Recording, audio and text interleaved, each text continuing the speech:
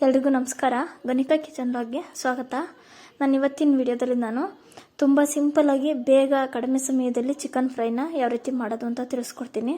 ಅಂದರೆ ಮುದ್ದೆಗೆ, ಅನ್ನಕ್ಕೆ, ಚಪಾತಿಗೆ ಎಲ್ಲದಕ್ಕೂ ಕೂಡ ಆಗೋ ಥರ ಚಿಕನ್ ಫ್ರೈನ ಈಸಿಯಾಗಿ 10 ನಿಮಿಷ 1/4 ಗಂಟೆ ಒಳಗಡೆ ಬೇಗ ಆಗುತ್ತೆ. ಅದನ್ನು ಯಾವ ರೀತಿ ಮಾಡೋದು ಅಂತ ತಿಳಿಸ್ಕೊಡ್ತೀನಿ.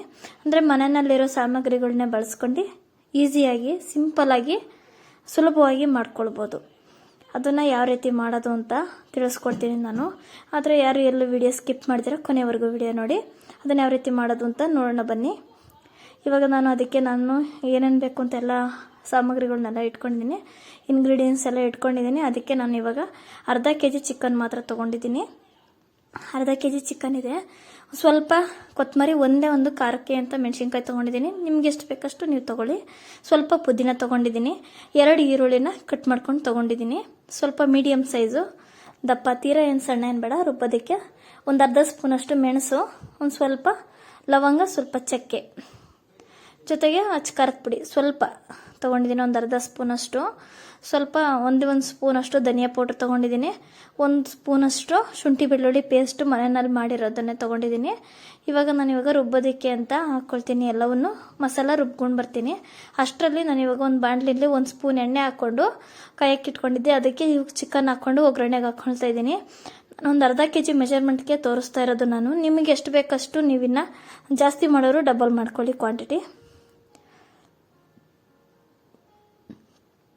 ಇವಾಗ ಚಿಕನ್ನ ಚೆನ್ನಾಗಿ ತಿರುಗಿಸ್ಕೊಳ್ಬೇಕು. ಇದು ಎಣ್ಣೆ ಒಳಗಡೆ ಫ್ರೈ ಮಾಡ್ಕೋಬೇಕು. ಚಿಕನ್ ಮೇನು ಚೆನ್ನಾಗಿ ತೊಳ್ಕೊಬೇಕು. ಸ್ವಲ್ಪ ಅರಿಶಿನ, ಉಪ್ಪು ಎಲ್ಲ ಹಾಕ್ಕೊಂಡು ಚೆನ್ನಾಗಿ ಚಿಕನ್ನ ತೊಳ್ಕೊಬೇಕು. ಇದನ್ನೆಲ್ಲ ಚಿಕನ್ ಫ್ರೈ ಆಗೋ ಅಷ್ಟರಲ್ಲಿ ಸ್ವಲ್ಪ ಚಿಕನ್ಗೆ ಸ್ವಲ್ಪ ಉಪ್ಪು ಹಾಕ್ಕೊಳ್ತೀನಿ ನಾನು. ರುಚಿಗೆ ಎಷ್ಟು ಬೇಕಷ್ಟು ಉಪ್ಪನ್ನು ಸೇರಿಸ್ಕೊತಾ ಇದ್ದೀನಿ. ನೀವು ಎಷ್ಟು ಚಿಕನ್ ತೊಗೊಳ್ತೀರೋ ಅಷ್ಟು. ನಾವು ಸ್ವಲ್ಪ ಗ್ರೇವಿ ಅಂತ ಹೇಳಿ ಮುದ್ದೆ ಅನ್ನಕ್ಕೆ ಅಂತ ಸ್ವಲ್ಪ ಚಿಕನ್ ಒಂದು ಅರ್ಧ kgಗಿಂತ ಸ್ವಲ್ಪ ಕಡಿಮೆನೇ ಇದೆ ಅಂದ್ಕೊಳ್ಳಿ. ಒಂದು 400 ಗ್ರಾಮ್ ಅಷ್ಟಿದೆ. ಅಷ್ಟನ್ನು ಹಾಕ್ಕೊಂಡು ಚೆನ್ನಾಗಿ ತಿರುಗಿಸ್ಕೊಳ್ತೀನಿ ಉಪ್ಪನ್ನು ಹಾಕ್ಕೊಂಡು. ಈಗ ಮಸಾಲೆಗೆ ರುಬ್ಬೋದಕ್ಕೆ ಅಂತ ಎಲ್ಲ ಜಾರಲ್ಲಿ ಹಾಕ್ಕೊಳ್ತೀನಿ. ಪುದೀನ ಹಾಕ್ಕೊಳ್ತಾ ಇದ್ದೀನಿ, ಕೊತ್ತಂಬರಿ ಹಾಕ್ಕೊಳ್ತಾ ಇದ್ದೀನಿ, ಒಣಮೆಣ್ಸಿನ್ಕಾಯಿ, ನೀವು ಬೇಕಿದ್ರೆ ಹಸಿರು ಮೆಣಸಿನ್ಕಾಯಿನೇ ಹಾಕ್ಕೊಳ್ಳಿ, ಇದೆ ಅಂತ ಏನಿಲ್ಲ. ಈರುಳ್ಳಿ ಹಾಕ್ಕೊಳ್ತಾ ಇದ್ದೀನಿ. ಚಕ್ಕೆ, ಲವಂಗ, ಮೆಣಸು ಇಷ್ಟನ್ನು ಹಾಕ್ಕೋತಾ ಇದ್ದೀನಿ. ಇವಾಗ ಒಂದೇ ಒಂದು ಟೊಮೊಟೊ ಸೇರಿಸ್ಕೊತೀನಿ ಕಟ್ ಮಾಡಿಕೊಂಡು. ಇಷ್ಟನ್ನು ರುಬ್ಕೊಂಡು ಬರ್ತೀನಿ. ಅಡಿ ಇವಾಗ ಇಷ್ಟು ನುಣ್ಣಿಗೆ ಸ್ವಲ್ಪ ರುಬ್ಕೋಬೇಕು. ಈಗ ಈ ಚಿಕನ್ಗೆ ಶುಂಠಿ ಬೆಳ್ಳುಳ್ಳಿ ಪೇಸ್ಟು ಜೊತೆಗೆ ಅರಿಶಿನ ಪೌಡ್ರನ್ನು ಕೂಡ ಹಾಕ್ಕೋತಾ ಇದ್ದೀನಿ. ನಾನು ಅರಿಶಿನ ಪೌಡ್ರು ತೋರಿಸಿರ್ಲಿಲ್ಲ, ಇವಾಗ ಹಾಕ್ಕೋತಾ ಇದ್ದೀನಿ. ಆವಾಗಲೇ ಹಾಕ್ಕೊಂಡಿರಲಿಲ್ಲ. ಇದನ್ನು ಹಾಕ್ಕೊಂಡು ಚೆನ್ನಾಗಿ ಹಸಿ ಸ್ಮೆಲ್ ಹೋಗೋ ತನಕ ಫ್ರೈ ಮಾಡ್ಕೋಬೇಕು. ಅರಿಶಿನ ಮತ್ತು ಶುಂಠಿ ಬೆಳ್ಳುಳ್ಳಿ ಪೇಸ್ಟ್ ಹಾಕ್ಕೊಂಡು ಚೆನ್ನಾಗಿ ತಿರುಗಿಸ್ಕೊಳ್ಬೇಕು. ಇದು ನಾನು ಈ ಥರ ಮಾಡೋದ್ರಿಂದ ತುಂಬ ರುಚಿಯಾಗಿರುತ್ತೆ. ಈ ಮೆಥಡಲ್ಲಿ ನೀವು ಮಾಡ್ಕೊಳ್ಳಿ. ತುಂಬ ಟೇಸ್ಟಿಯಾಗೂ ಇರುತ್ತೆ, ರುಚಿಯಾಗಿರುತ್ತೆ, ಬೇಗ ಕೂಡ ಆಗುತ್ತೆ. ಕಡಿಮೆ ಸಮಯದಲ್ಲಿ ಬೇಗ ಆಗುತ್ತೆ. ನೋಡಿ, ಈ ಥರ ಫ್ರೈ ಮಾಡ್ಕೋಬೇಕು ಚೆನ್ನಾಗಿ. ಎಲ್ಲ ಹಸಿ ಸ್ಮೆಲ್ ಹೋದ್ರೇ ತುಂಬ ಚೆನ್ನಾಗಿರೋದು ಟೇಸ್ಟು. ಇದಕ್ಕೆ ಧನಿಯಾ ಪೌಡ್ರು ಸೇರಿಸ್ಕೊತೀನಿ. ಒಂದೊಂದಾಗಿ ನಿಧಾನಕ್ಕೆ ಹಾಕ್ಕೋಬೇಕು. ಸ್ವಲ್ಪ ಖಾರದ ಪುಡಿ, ಸ್ವಲ್ಪ ಕಲರಾಗೂ ಇರುತ್ತೆ. ಅಂದರೆ ರೆಡ್ ಬ್ಯಾಡಗಿದು ಮತ್ತು ಮೆಣಸಿನ್ಕಾಯಿ ಎರಡೂ ಕೂಡ ಹಾಕ್ಕೊಂಡು ಮಿಷಿನ್ಗೆ ಹಾಕ್ಸಿರೋದಿದ್ದು ಪೌಡರು. ಇಷ್ಟನ್ನು ಹಾಕ್ಕೊಂಡು ಚೆನ್ನಾಗಿ ತಿರುಗಿಸ್ಕೊಳ್ಬೇಕು. ನೋಡಿ, ಈ ಕಲರ್ ಚೆನ್ನಾಗಿ ಬರುತ್ತೆ. ಇಲ್ಲಾಂದರೆ ಮಾಮೂಲಿ ಮೆಣಸಿನ್ಕಾಯಿ ಪೌಡ್ರನ್ನೇ ಹಾಕ್ಕೊಳ್ಳೋರು ಅದನ್ನೇ ಹಾಕ್ಕೊಳ್ಳಿ. ಬ್ಯಾಡಗಿ ಏನು ಹಾಕಿಸಿಲ್ಲ ಅನ್ನೋರು. ಇದೆಲ್ಲ ಫ್ರೈ ಆದಮೇಲೆ ಇವಾಗ ನಾವು ರುಬ್ಕೊಂಡಿರೋ ಮಸಾಲೆನ ಸೇರಿಸ್ಕೋಬೇಕು. ತುಂಬ ಈಸಿಯಾಗಿದೆ. ಈಸಿ ಮೆಥಡಲ್ಲೇ ತೋರಿಸ್ಕೊಡ್ತಾ ಇದ್ದೀನಿ. ಬರಲ್ಲ ಅನ್ನೋರು ಕೂಡ ಈಸಿಯಾಗಿ ಮಾಡ್ಕೊಳ್ಬೋದು. ನೋಡಿ, ಈಗ ಇದೆಲ್ಲ ಮಸಾಲೆ ಹಾಕಿದ್ಮೇಲೆ ನಿಮಗೆ ಇದು ಜಾಸ್ತಿ ಗ್ರೇವಿ ಥರ ಏನು ಬೇಡ, ಡ್ರೈ ಆಗಿರಲಿ ಅಂತ ಅಂದರೆ ಈ ಥರ ನೀರೆಲ್ಲ ಸ್ವಲ್ಪ ಏನು ಜಾಸ್ತಿ ಏನು ಹಾಕ್ಕೊಳ್ಳೋದು ಬೇಡ. ಸ್ವಲ್ಪ ಹಿಂಗೆ ಗಟ್ಟಿಯಾಗಿ ಕೂಡ ಮಾಡ್ಕೊಳ್ಬೋದು. ನಾನು ಸ್ವಲ್ಪ ಜಾರಿಗೆ ನೀರೆಲ್ಲ ಹಾಕ್ಕೊಂಡು ರುಬ್ಬಿರೋದ್ರಿಂದ ನಮಗೆ ಮುದ್ದೆ, ಅನ್ನ ಜೊತೆಗೆ, ಚಪಾತಿ ಜೊತೆಗೆ ಆಗೋ ಹಾಗೆ ಮಾಡ್ಕೊಂಡಿರೋದು ನಾವು.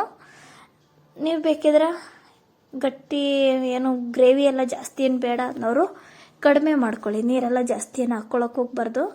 ನಾನು ಸ್ವಲ್ಪ ನೀರನ್ನು ಕೂಡ ಸೇರಿಸ್ಕೊತಾ ಇದ್ದೀನಿ. ಯಾಕಂದರೆ ಚಿಕನ್ ಇನ್ನೂ ಬೇಯಬೇಕಲ್ಲ, ಅದಕ್ಕೋಸ್ಕರ ಸ್ವಲ್ಪ ನೀರು ಹಾಕ್ಕೋತಾ ಇದ್ದೀನಿ. ನೀವು ನೋಡಿ ಬೇಕಿದ್ರೆ ಗಟ್ಟಿ ಬೇಕು ಅನ್ನೋರು ಈಗ ನೀರು ಸೇರಿಸಿದ್ದೀನಲ್ಲ ನಾನು, ಈ ಥರ ನೀರೆಲ್ಲ ಸೇರಿಸ್ಬಾರ್ದು, ಹಂಗೆ ಬೇಯಿಸ್ಕೊಂಡ್ರೆ ಸಾಕಾಗುತ್ತೆ ನೋಡಿ. ಈ ಥರ ಮಾಡೋದ್ರಿಂದ ನಿಮಗೆ ಬೇಗ ಆಗುತ್ತೆ, ತುಂಬ ರುಚಿಯಾಗಿರುತ್ತೆ, ಈಸಿಯಾಗಿ. ಈಗ ಅರ್ಜೆಂಟು ಬೇಗ ಅಯ್ಯೋ ಮಾಡೋಕ್ಕಾಗಲಿಲ್ಲ ಅನ್ನೋರು ಈ ಥರ ಮಾಡ್ಕೊಳ್ಳಿ, ಬೇಗ ಬೇಗ ಮಾಡ್ಕೊಳ್ಬೋದು. 10 ನಿಮಿಷ 1/4 ಗಂಟೆ ಒಳಗಡೆ ಎಲ್ಲ ರೆಡಿ ಆಗಿಬಿಡುತ್ತೆ ಚಿಕನ್ ಫ್ರೈ. ಮಾತ್ರ ತುಂಬ ಟೇಸ್ಟಿಯಾಗಿರುತ್ತೆ, ಒಳ್ಳೆ ಘಮ ಘಮ ಅಂತ ಇರುತ್ತೆ ಮಾತ್ರ. ಚೆನ್ನಾಗಿ ಬೇಯಿಸ್ಕೊಳ್ಳಿ ನೋಡಿ. ಚಿಕನ್ ನಾಳೆ ಬೇಯ್ತಾ ಇದೆ ನೋಡಿ, ನಿಮಗೆ ಗೊತ್ತಾಗ್ತಾ ಇದೆ, ಇನ್ನೂ ಸ್ವಲ್ಪ ಬೇಯಬೇಕು. ಆಯಿತು ನೋಡಿ, ಇವಾಗ ಕರೆಕ್ಟಾಗಿ ಬೆಂದಿದೆ ಮಾತ್ರ. ಮುದ್ದೆ ಅನ್ನದ ಜೊತೆಗಂತೂ ಒಳ್ಳೆ ಕಾಂಬಿನೇಷನ್ ಅಂತಲೇ ಹೇಳ್ಬೋದು ನೋಡಿ. ಚಿಕನ್ ಎಲ್ಲ ಹಂಗೆ ಬಿಟ್ಕೋತೈತೆ, ಅಂದರೆ ಚೆನ್ನಾಗಿ ಬೆಂದೈತೆ, ಆದರೆ ಫುಲ್ಲು ಕದ್ರೋಗ್ಬಾರ್ದು, ಕದ್ರೋದ್ರಂತೂ ತಿನ್ನೋಕ್ಕೆ ಸಿಕ್ಕಲ್ಲ. ಹಂಗಾಗಿ ನೀವು ಈ ಥರ ಮಾಡ್ಕೊಳ್ಬೋದು. ನೋಡ್ತಾ ಇದ್ದೀರಲ್ಲ, ಗ್ರೇವಿ ಥಿಕ್ನೆಸ್ ನೋಡಿ ಎಷ್ಟು ಚೆನ್ನಾಗಿ ಬಂದೈತೆ ಅಂದರೆ ಅಷ್ಟು ಚೆನ್ನಾಗಿ ಬಂದೈತೆ ನೋಡಿ. ಕರೆಕ್ಟಾಗಿ ಪರ್ಫೆಕ್ಟಾಗಿ ಬಂತು ಚಿಕನ್ ಫ್ರೈ ಮಾತ್ರ. ತುಂಬ ಈಸಿ ಮೆಥಡಲ್ಲಿ ತಿಳಿಸ್ಕೊಟ್ಟಿದ್ದೀನಿ, ಮನೆಯಲ್ಲಿರೋದನ್ನೇ ಬಳಸ್ಕೊಂಡು ಮಾಡ್ಕೊಳ್ತಾ ಇರೋದು. ಇನ್ನು ಹೊಸಬ್ರು ಯಾರಾದರೂ ನನ್ನ ವಿಡಿಯೋನ ನೋಡ್ತಾ ಇದ್ರೆ ಇನ್ನು ಸಬ್ಸ್ಕ್ರೈಬ್ ಆಗಿಲ್ಲ ಅಂತ ಅಂದರೆ ಈಗಲೇ ಸಬ್ಸ್ಕ್ರೈಬ್ ಮಾಡ್ಕೊಳ್ಳಿ. ಮುಂದಿನ ವಿಡಿಯೋದಲ್ಲಿ ಸಿಗ್ತೀನಿ. ಎಲ್ರಿಗೂ ನಮಸ್ಕಾರ.